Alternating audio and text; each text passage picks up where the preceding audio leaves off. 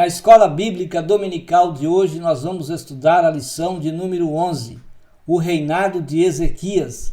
Na aula de hoje nós vamos apresentar o íntegro reinado de Ezequias. Também nós vamos sinalizar as afrontas de Senaqueribe e no final da aula nós vamos registrar o fim de Senaqueribe. Fique conosco para mais um estudo da Palavra de Deus na Escola Bíblica Dominical.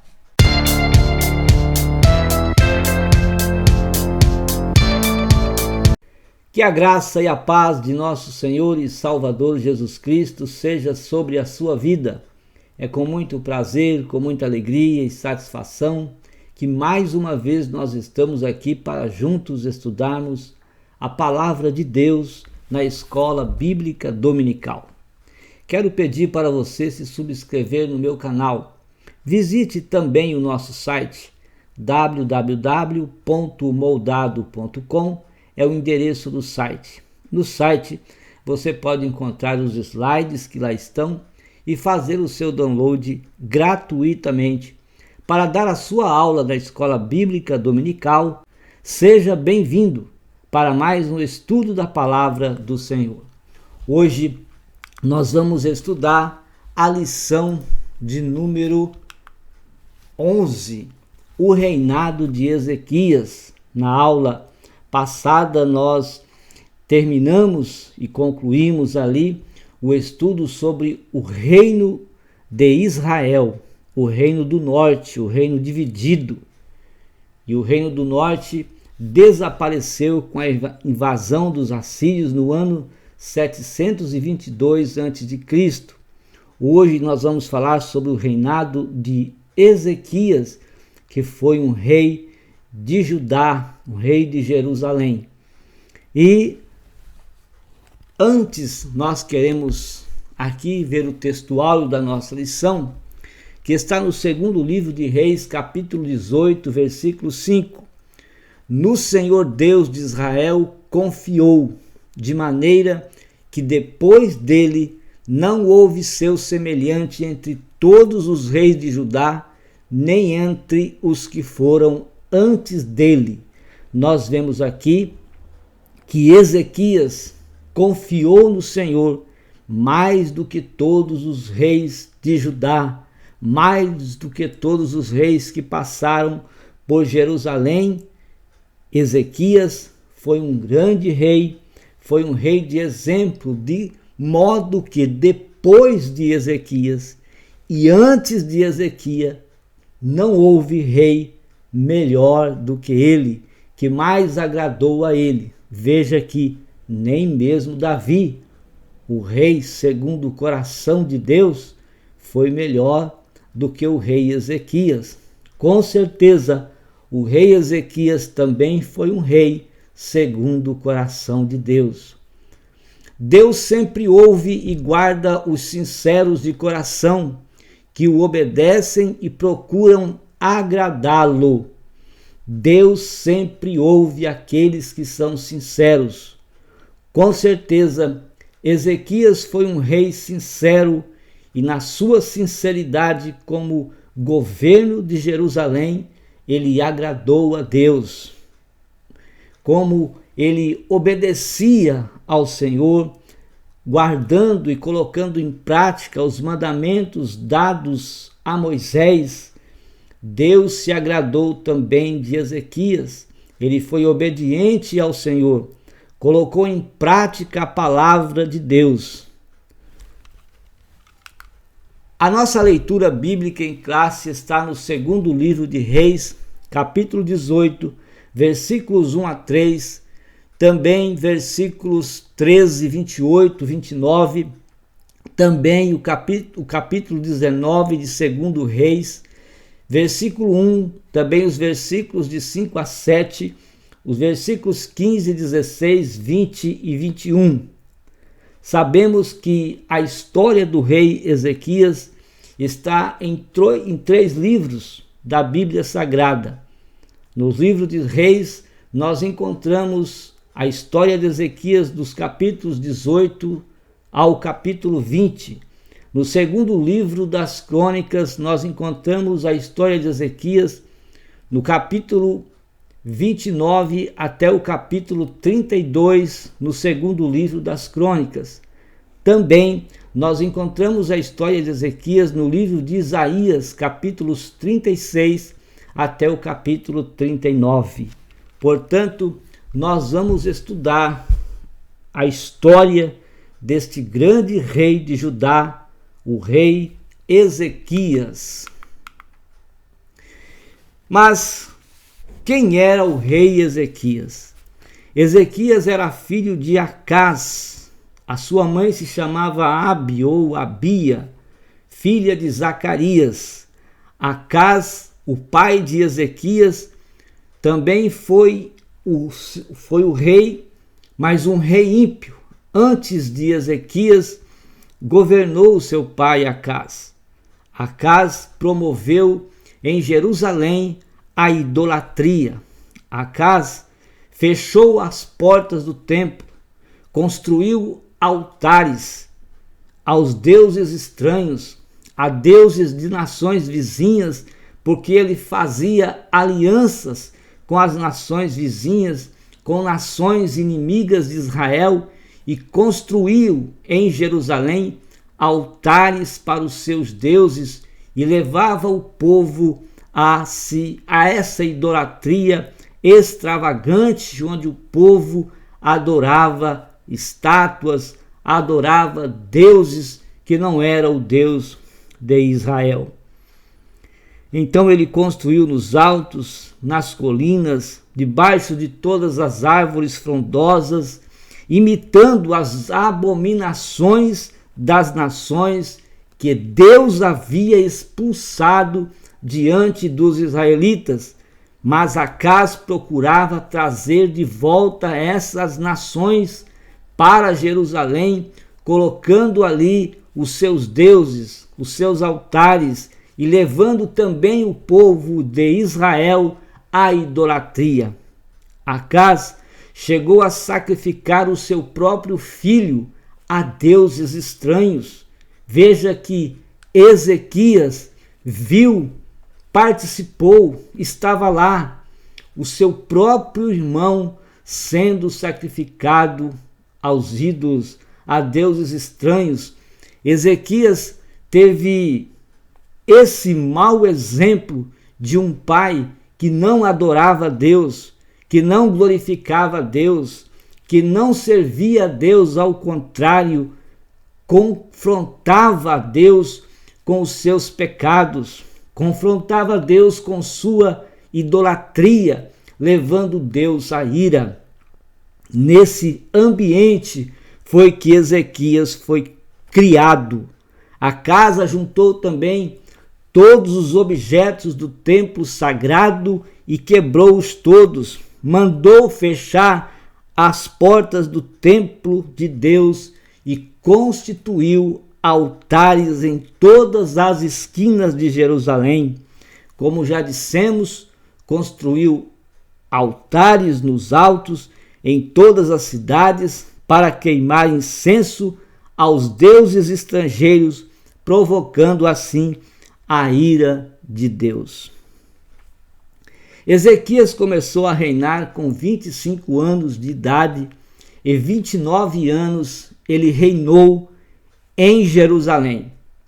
Ao meio do seu reinado, nós vemos que o rei Ezequias ficou doente e Deus, então, através do profeta Isaías, orou, pediu a Deus. Antes Ezequias havia chorado, orado, pedido a sua cura, e Deus deu a ele mais 15 anos de vida. Ezequias fez o que era reto aos olhos do Senhor, mas não fez conforme o rei, seu pai, o rei Acaz. Ele não fez conforme a esse rei ímpio que era o seu pai. A Bíblia nos diz que ele fez conforme Davi, e ele foi então melhor do que Davi. É o que diz a palavra de Deus. Então não houve em Jerusalém, entre os reis de Judá, nem antes e nem depois, rei que mais confiou no Senhor como Ezequias.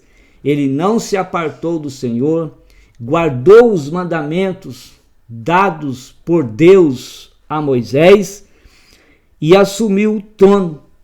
Assumiu o trono com um propósito no seu coração: honrar a Deus, adorar a Deus, levar o povo de Jerusalém a glorificar e a exaltar o nome do Senhor.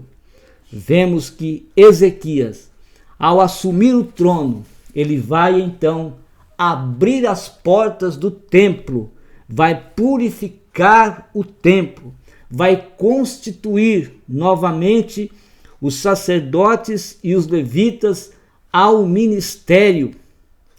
Ele vai promover em Jerusalém uma adoração que vai agradar a Deus, e mais tarde ele vai colher os frutos desta adoração, porque Deus vai libertar, vai dar uma libertação, vai dar um livramento a Ezequias e a todo o povo de Jerusalém das mãos do inimigo Senaqueribe, que vai procurar invadir Jerusalém, mas eles vão ser destruídos por Deus, porque eles vão confrontar o Deus de Ezequias, o nosso Deus, o Deus Todo-Poderoso, que não aceita afronta, que não aceita, não suporta quem o afronte, porque Deus é soberano e poderoso. Ezequias não dependia de nenhuma aliança com outras nações. Por quê? Porque logo quando Ezequias assume o trono, a primeira coisa que ele faz é deixar de pagar impostos para a Assíria. Ele pagava impostos para o povo de Jerusalém, pagava impostos à Assíria, então ele cortou, ele não pagava mais. Isso levou Senaqueribe também à ira, porque eles podiam viver sem depender de ninguém. E aqui eles vão depender agora das bênçãos de Deus. Então,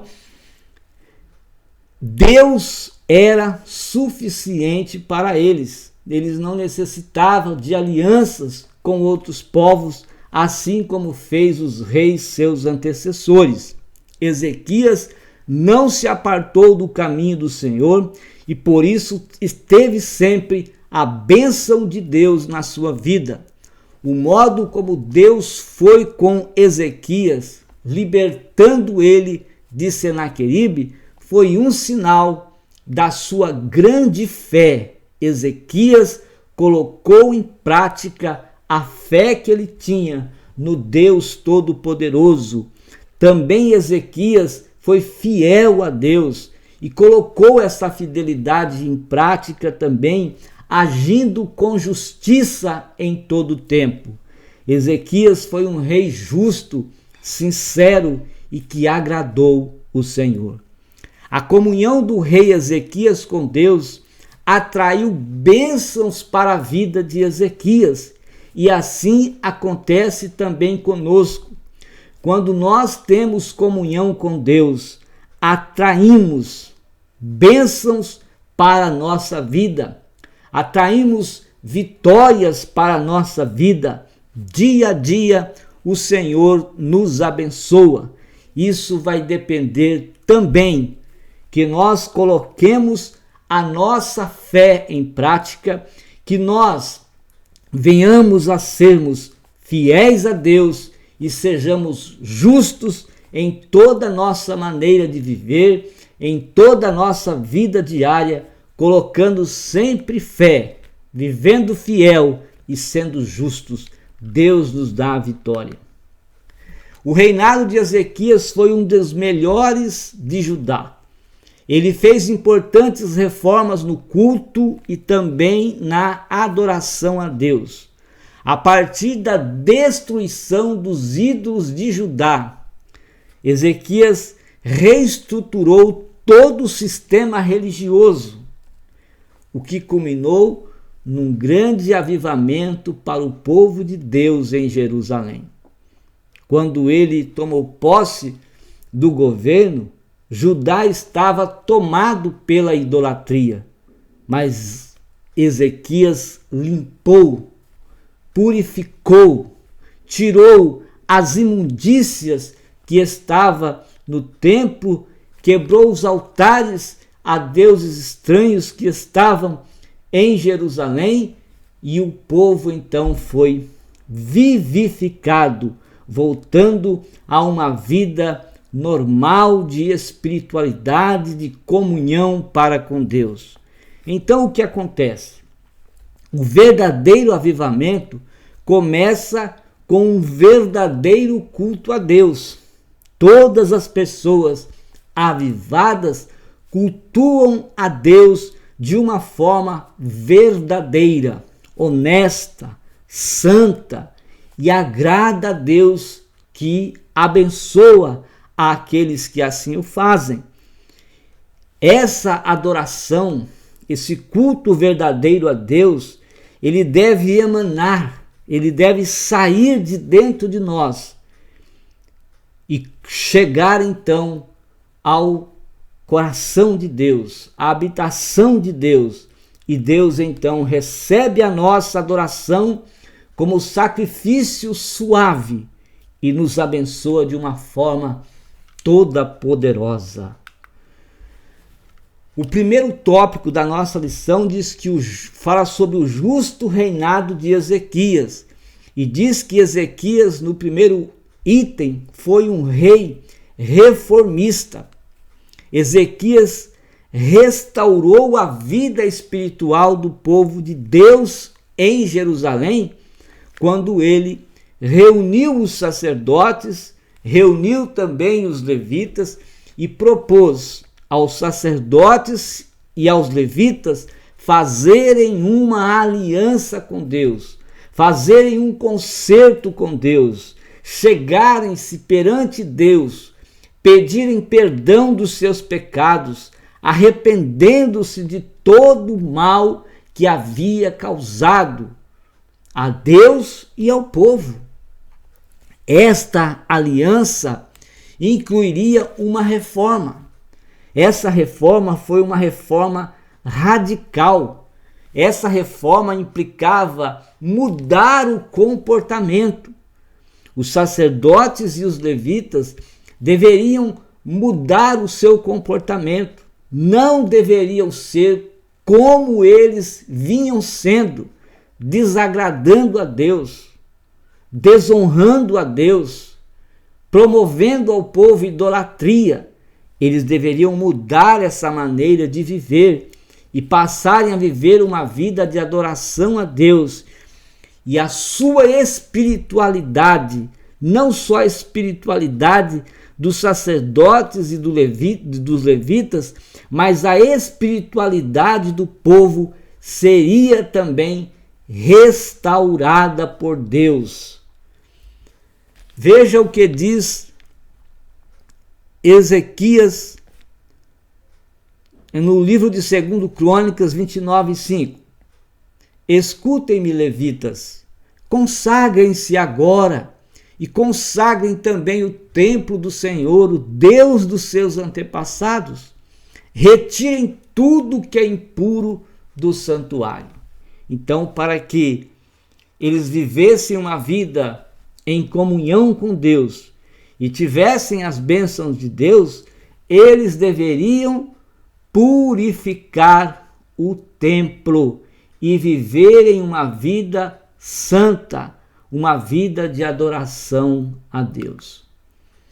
Na grande reforma que fez o rei Ezequias, ele destruiu os altares pagãos, reabriu as portas do templo, restabeleceu as ofertas e os sacrifícios, que já não tinham mais nem ofertas e nem sacrifícios pelos pecados, restituiu também os ofícios sacerdotais que estavam apagados, que não havia mais, E uma coisa maravilhosa que Ezequias fez foi a celebração da Páscoa.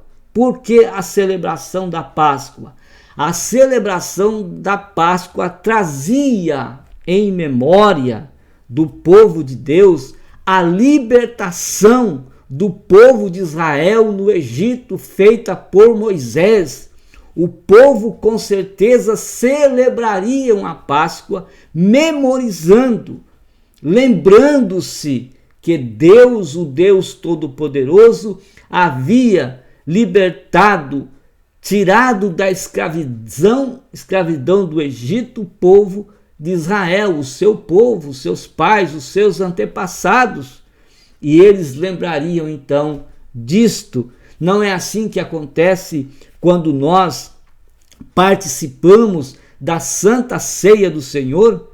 Quando nós participamos da Santa Ceia do Senhor, nós então fazemos o que ali? Nos lembramos que Jesus nos tirou da escravidão do pecado, morrendo na cruz do Calvário, pagando um alto preço pelos nossos pecados, preço de sangue. Nós trazemos à nossa mente essa libertação quando nós ceiamos, quando nós participamos da ceia, nós nos lembramos com alegria, agradecemos a Deus pelo perdão dos nossos pecados, pela salvação da nossa alma, porque Deus nos abençoa. No segundo livro de Reis, capítulo 18, versículo 6, está escrito que Ezequias se apegou ao Senhor e não deixou de segui-lo. Obedeceu aos mandamentos que o Senhor tinha dado a Moisés. Ele se apegou ao Senhor, não deixou de seguir o Senhor e obedeceu os mandamentos. Nós também devemos ser assim, nos apegar a Deus e obedecer a sua palavra. O coração quebrantado de Ezequias. Ezequias tinha um coração quebrantado. E nesse coração quebrantado ele levou a fazer a vontade de Deus no reino de Judá. Porque ele tinha um propósito. Quem sabe desde quando ele vivia com o seu pai, vendo seu pai fazer aquelas atrocidades, cometendo impiedades, desagradando a Deus, no coração de Ezequias, quem sabe, surgia o propósito de um dia ser rei e honrar a Deus, glorificar a Deus. E isto ele fez logo ao assumir o trono.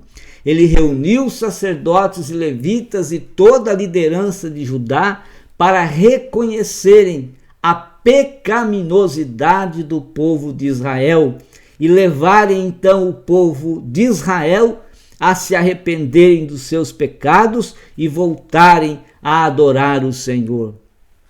Segundo Crônicas 29, 4 a 6, diz assim: convocou os sacerdotes e os levitas, reuniu-os na praça que fica no lado leste, e disse: escutem-me, levitas, consagrem-se agora e consagrem o templo do Senhor, o Deus dos seus antepassados. Retirem tudo que é impuro do santuário. Nossos pais foram infiéis, fizeram o que o Senhor, o nosso Deus, reprova e o abandonaram. Desviaram o rosto do local da habitação do Senhor e deram-lhe as costas. Ninguém mais como Ezequias teve esse exemplo de abandono de Deus como ele tinha, o exemplo do seu pai, que abandonou a Deus, que fechou as portas do templo, e o povo que também deram as costas para Deus e não adorava mais ao Senhor. Mas Ezequias queria ver o povo adorando e glorificando o nome de Deus. O segundo item fala da purificação dos lugares sagrados. Foi o que aconteceu.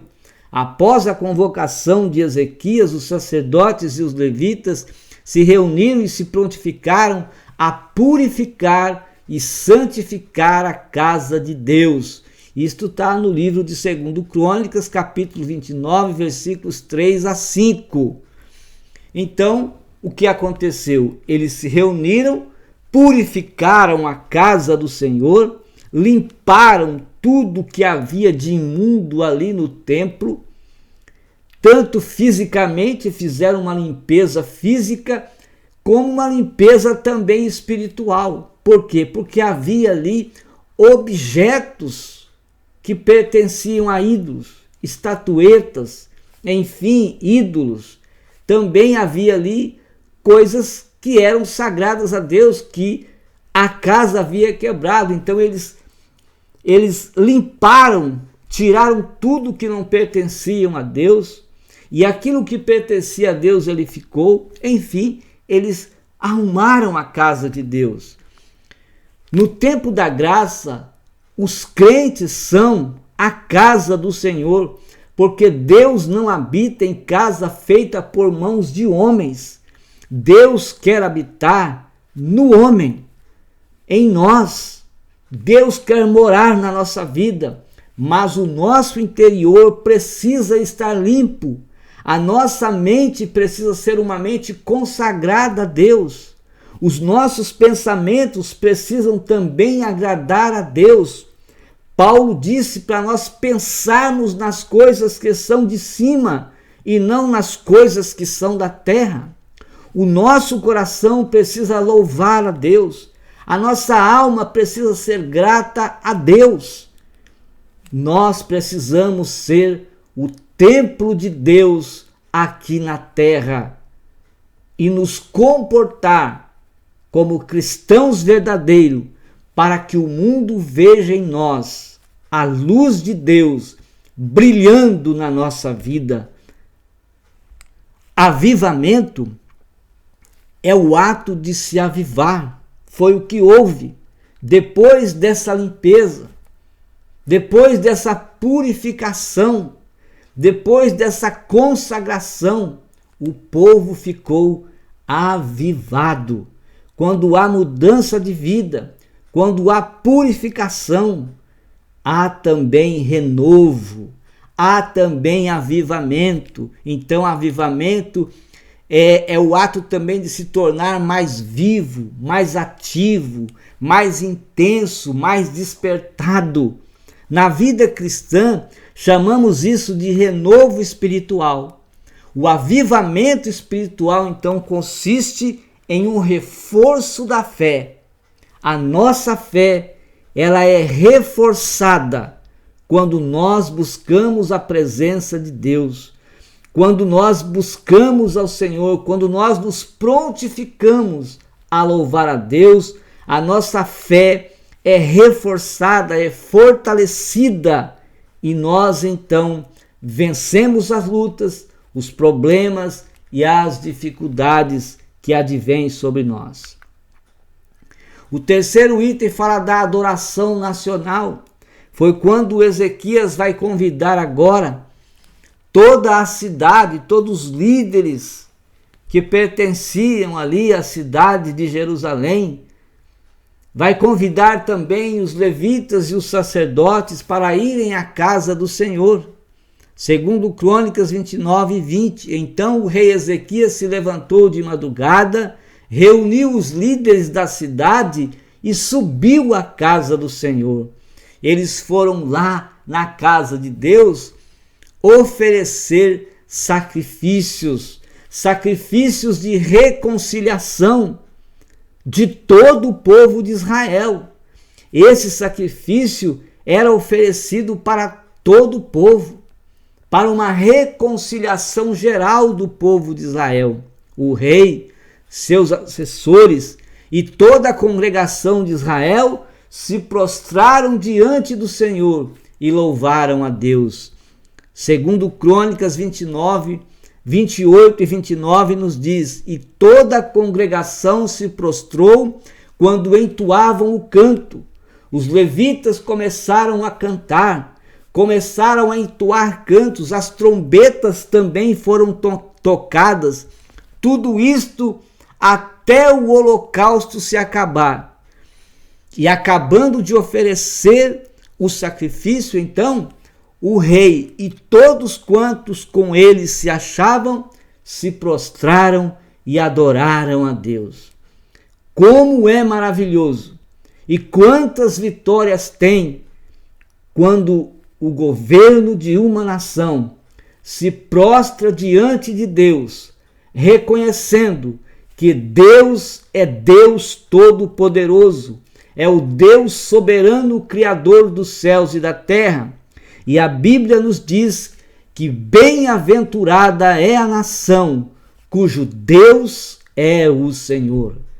Quando o governo se prostra, quando os líderes religiosos se prostram diante de Deus, quando os crentes se prostram diante de Deus, reconhecendo Deus como o Criador dos céus e da terra, com certeza esta nação colherá o fruto dessa adoração, dessa honra, dessa glorificação que se dá ao Senhor. A oração de Ezequias pelo povo. Ezequias também celebrou a festa da Páscoa que há muito tempo não se via, conforme 2 Crônicas 30 e o versículo 1.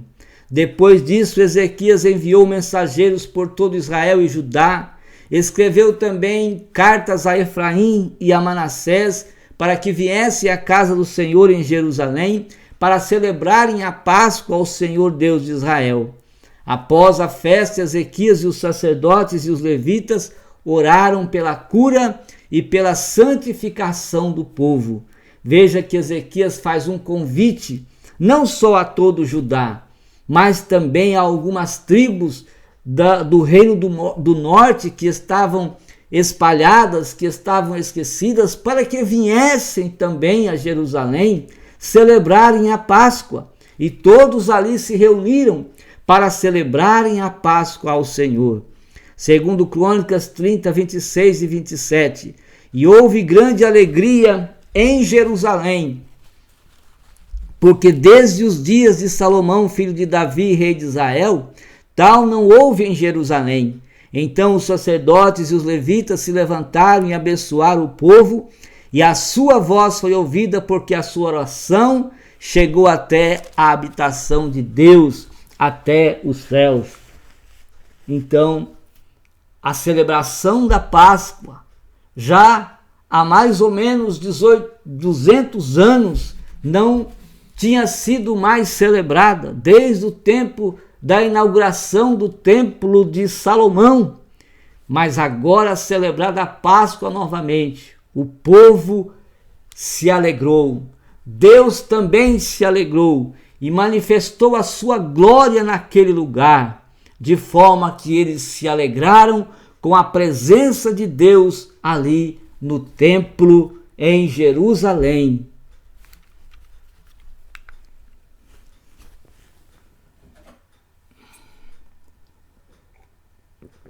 O verdadeiro avivamento. A convocação do rei Ezequias ao povo para a santidade, adoração a Deus e amplas reformas espirituais ocasionou um dos maiores avivamentos do Antigo Testamento. Houve um impacto espiritual tão grande que, ao voltar para casa, o povo destruiu as estátuas dos falsos deuses e romperam com a idolatria. Então, o que aconteceu? No templo, depois daquela alegria, da adoração, do louvor a Deus, que eles prestaram, da alegria que sentiram ali da presença de Deus, quando esse povo chega em casa, chega cheio de poder, cheio de vontade, de desejo de obedecer a Deus. Quanto é importante nós nos prostrarmos diante de Deus. Quando nós nos levantamos da oração, levantamos mais fortes, mais animados a obedecer ao Senhor, quando nós oramos com sinceridade, quando nós oramos e com uma vida santa diante de Deus, sabemos que o Senhor nos ouve. E esse povo se levantou, saiu ali do templo, depois daquela adoração, chegaram em casa avivados, quebraram as estátuas, tiraram os ídolos de sua casa, quebraram os altares, tiraram tudo, fizeram uma limpeza. E agora eles estavam voltando a adorar o Deus de seus pais, o Deus de Israel, o Deus Todo-Poderoso. Eles louvavam a Deus porque estavam avivados, cheios do poder de Deus. Deus ainda levanta líderes para promover verdadeiras reformas espirituais. Deus levantou líderes, como levantou Moisés para tirar o povo de Israel do Egito e falarem para eles tudo acerca de Deus.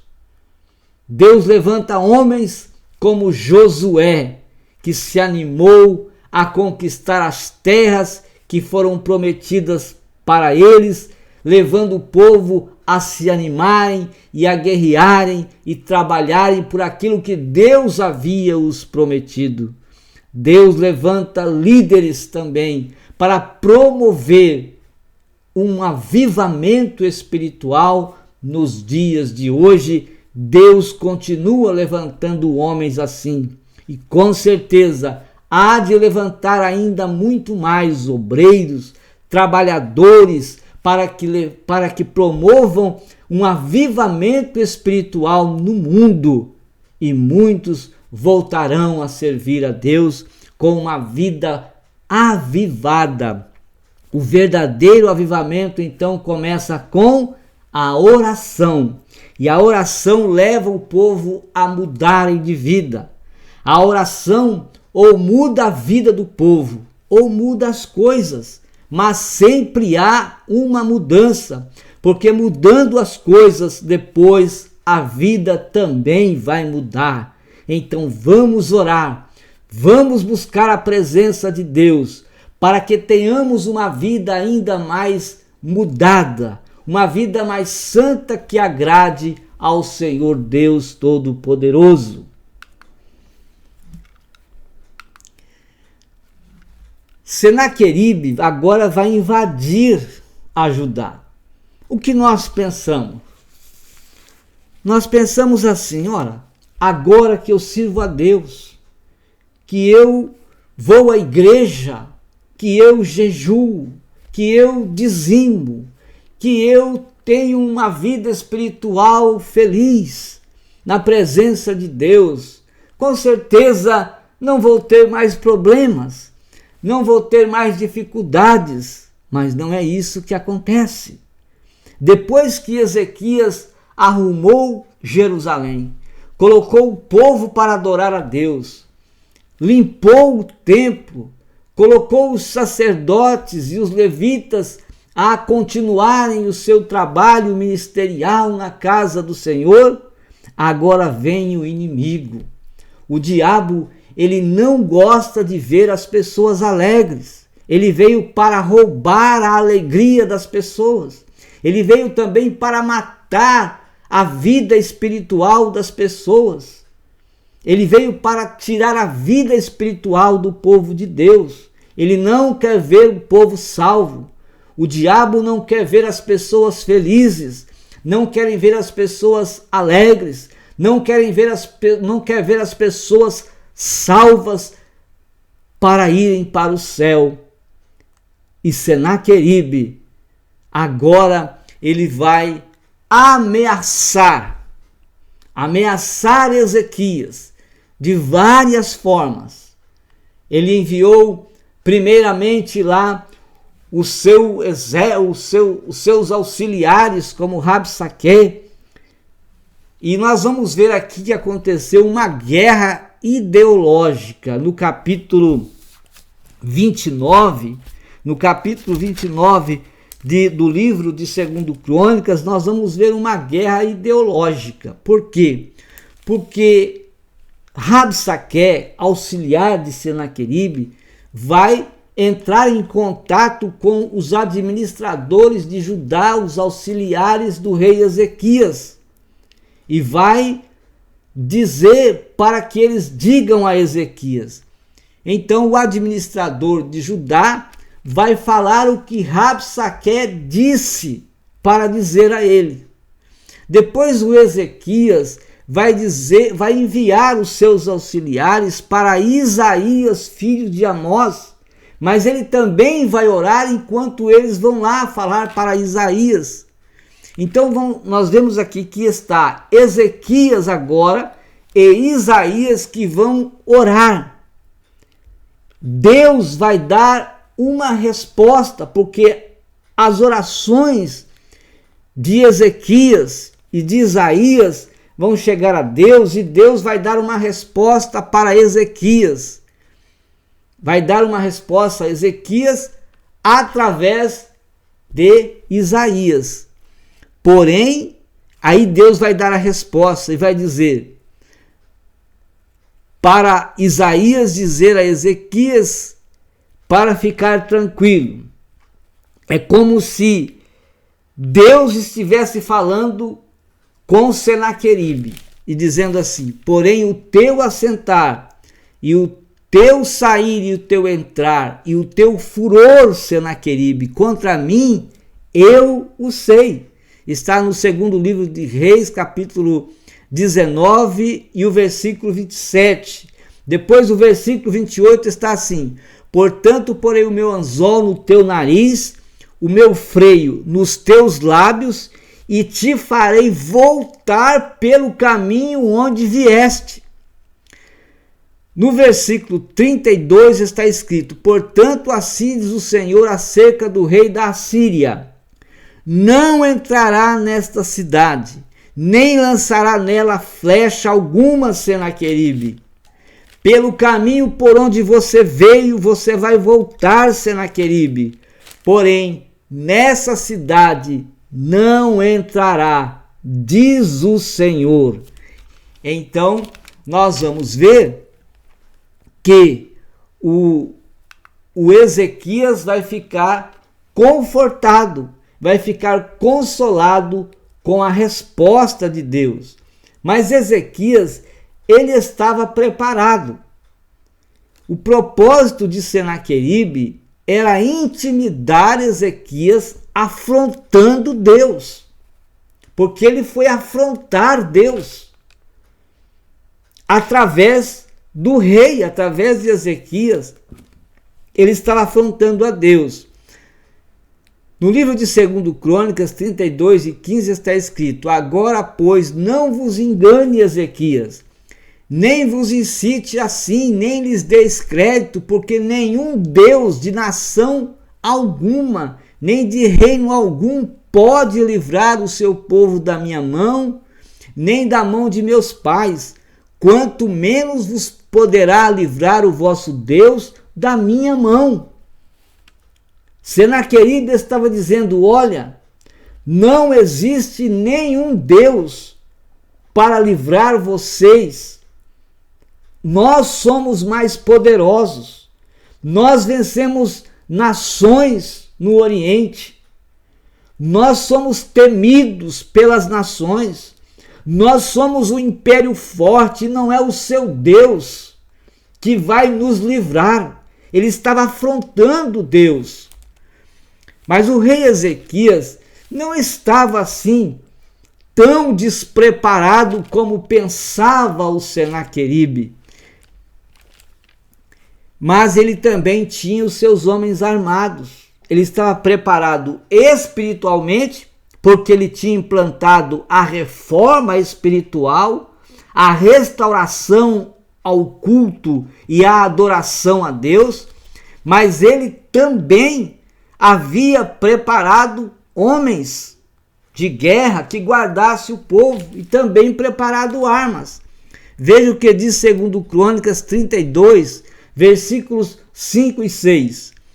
E ele se animou e edificou todo o muro quebrado até as torres, e levantou o outro muro por fora, fortificou a Milo na cidade de Davi, fez armas e escudos em abundância, e pôs capitães de guerra sobre o povo, para guardar o povo, e reuniu esse povo na praça, e deu uma palavra de ânimo para o povo.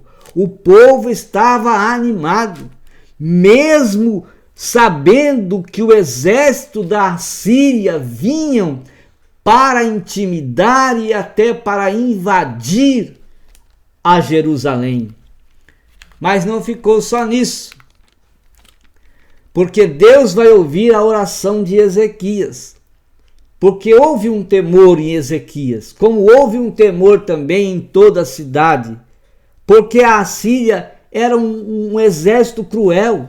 Eles cortavam a cabeça dos seus inimigos, penduravam nos postes, tiravam a pele das pessoas para fazer artesanatos e enfeitarem as suas casas. Enfim, esticavam as peles das pessoas pelas ruas, faziam muita atrocidade.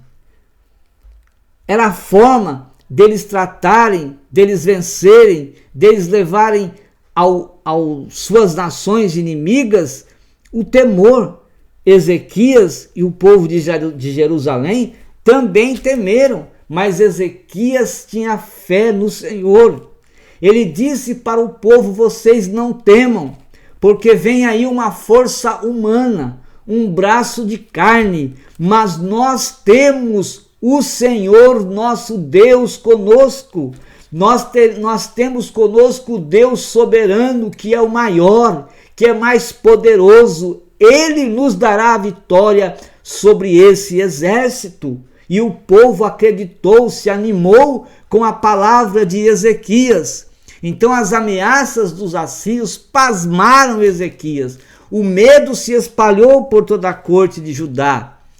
E o rei Ezequias foi orar a Deus, antes consultando o profeta, mas buscando a presença de Deus. Ele não fez como fez o Acasias, que mandou consultar Baal-zebub. Não, ele não fez como o Acabe, que consultava deuses estranhos. Ele não fez como Jeroboão, que construiu bezerros de ouro para o povo adorar. Ele não fez como outros reis ímpios, que ao invés de buscar a Deus, buscavam a deuses feitos de pedras, feitos de ouro, feitos de ferro. Mas Ezequias buscou o Deus verdadeiro, o Deus invisível, soberano e poderoso. E ele vai orar ao Senhor. Aí veio a resposta de Deus. A palavra de Isaías para Ezequias foi uma palavra de vitória para o povo de Deus. Aqui nós aprendemos que a obediência a Deus não é sinônimo de ausência de problemas e enfrentamentos, não é ausência de adversidades. Não é porque nós somos fiéis a Deus, não é porque nós adoramos a Deus, não é porque nós vamos ao culto, louvar a Deus e bendizer a Deus, não é porque nós somos batizados com o Espírito Santo, não é porque nós somos fiéis, não é porque nós pregamos, que nós evangelizamos, que nós fazemos a obra de Deus, que nós não vamos ter problemas, que as adversidades não vão vir sobre nós. Elas vêm para todos os homens, mas nós confiamos em Deus. Nós não confiamos em carros, não confiamos em cavalos, mas o Senhor Deus dos exércitos está conosco para nos dar a vitória. É nele que nós confiamos.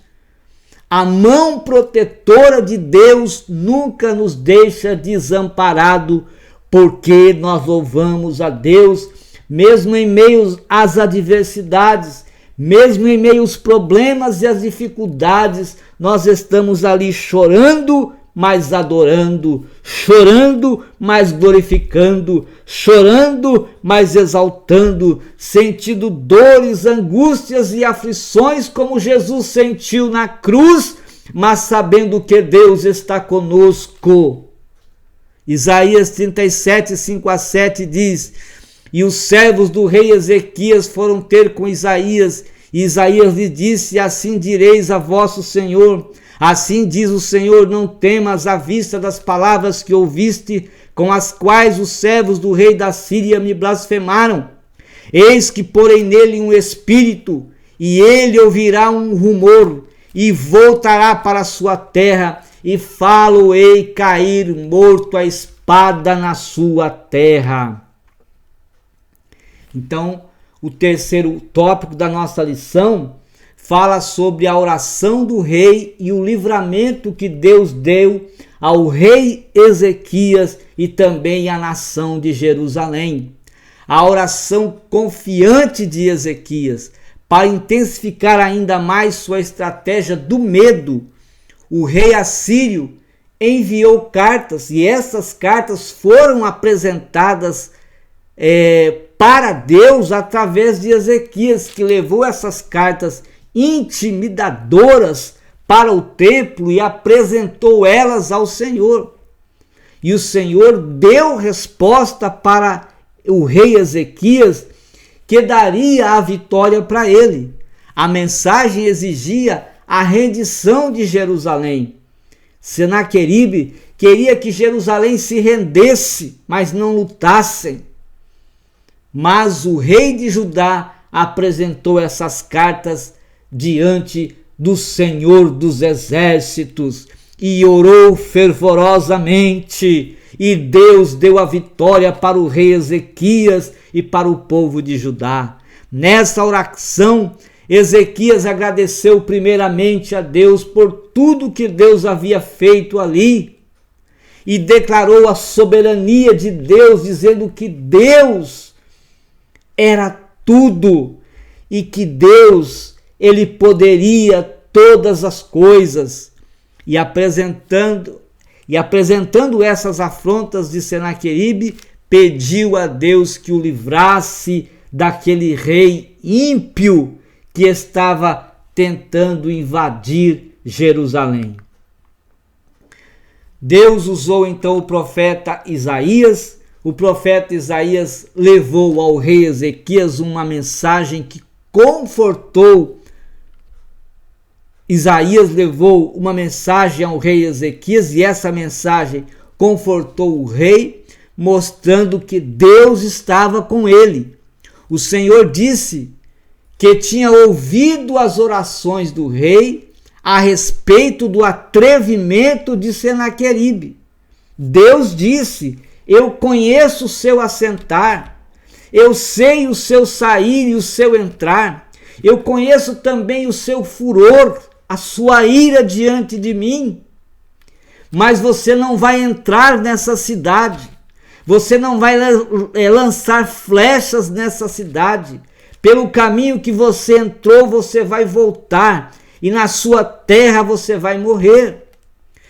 Naquela mesma noite, sem que Ezequias usasse qualquer arma, não necessitou que Ezequias usasse nenhuma arma, porque Deus enviou o seu anjo e matou 185.000 soldados assírios e deu vitória para Jerusalém. Aqueles que puderam fugir, fugiram, inclusive o Senaqueribe, mas ao chegar na sua terra foi morto pelos seus próprios filhos. Deus quer dar vitória para você. Deus quer nos dar vitória, e o que nós precisamos fazer? Confiar em Deus, aceitar a Deus, receber a Deus, buscar a presença de Deus, viver Deus na nossa vida diariamente, confiando sempre nele, que nos dará a vitória em nome de Jesus. Então, amados e queridos irmãos, nesta lição nós aprendemos, nesta história, a história de Ezequias, que ninguém pode afrontar e zombar de Deus o Todo-Poderoso. Ninguém fica impune quando afronta a Deus. Deus, ele é poderoso, conhece todas as coisas, sabe de todas as coisas, e ele sabe como agir, como trabalhar e como fazer. A Bíblia nos diz que ninguém fica impune diante de Deus. Todo aquele que pecar, todo aquele que confrontar a Deus, todos darão conta de si de um dia diante de Deus. Não adianta o homem fugir de Deus. Ele pode fugir dos homens, ele pode até escapar da justiça dos homens, mas da justiça de Deus, o homem não consegue fugir, porque um dia todos darão contas a Deus, prestarão contas a Ele. O reinado de Ezequias foi muito diferente da maioria dos reis de Judá, pois ele foi temente ao Senhor, confiou nele nos momentos mais difíceis de seu reinado. Ezequias nos deixou uma grande lição. Qual a lição que nós recebemos desta história? Deus sempre ouve os sinceros de coração que confiam nele, mesmo diante do medo e da insegurança. Todos nós só temos medo, todos nós somos inseguros, mas quando nós temos Deus na nossa vida, Ele torna-se o nosso refúgio bem presente na hora da angústia, na hora da aflição, na hora do sofrimento, na hora em que nós estamos com uma situação bem difícil. Confiamos em Deus e Ele nos dá a vitória em nome de Jesus. O medo, ele é vencido pela coragem. E essa coragem, ela vem de Deus sobre a nossa vida. A insegurança também é vencida pela segurança, pela confiança e pela esperança que nós temos em Deus, e nós ficamos seguros em Deus, sabendo que Ele está conosco, nos dando a vitória. Deus abençoe sua vida, Deus abençoe a sua família e até a próxima oportunidade, quando nós aqui estaremos com mais uma pré-aula na Escola Bíblica Dominical.